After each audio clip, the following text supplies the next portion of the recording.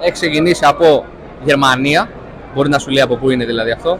Ναι. Έχει παίξει Τσέλσι, Σεβίλη, Φιωρεντίνα και έχει έρθει το 16-18 μια διετία στον Ολυμπιακό. Ξανθός, εξτρεμάκι. Ξανθός. Ναι, ρε. Ο Μαρίν. Ο Μάριν, ωραίος. Πάμε. Εδώ, έλα. Εδώ ήταν εύκολο. Επόμενο, πάμε. 96-97. Ωραία, με πας πολύ πίσω τώρα. Έλα, ρε. Εύκολο είναι. Δες ομάδες κλειδιά. Juventus, Ολυμπιακός. Στο Περάκι. Από πού έχει ξεκινήσει? Σουηδία.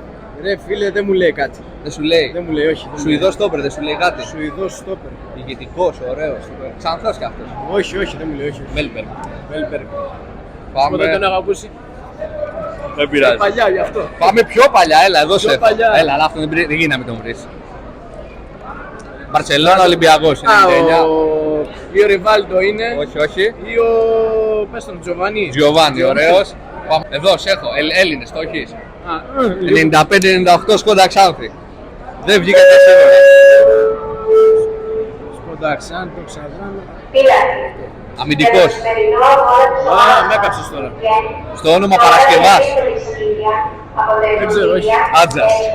Δεν τον έχω ακούσει ποτέ. Δεν ξέρει μαμά του. Δεν ξέρει. Εδώ. Τελευταίο. Ναι, τελευταίο. Σκόρερ. Ρεάλ Σοσιαδάδ, Juventus. 9 στον Ολυμπιακό. Center for. Ποιον είχες? Κάτσε μωρέ.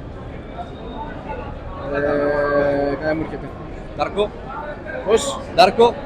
Μάρκο. Ντάρκο. Μάρκο. Όχι, όχι. Φοβάσαι.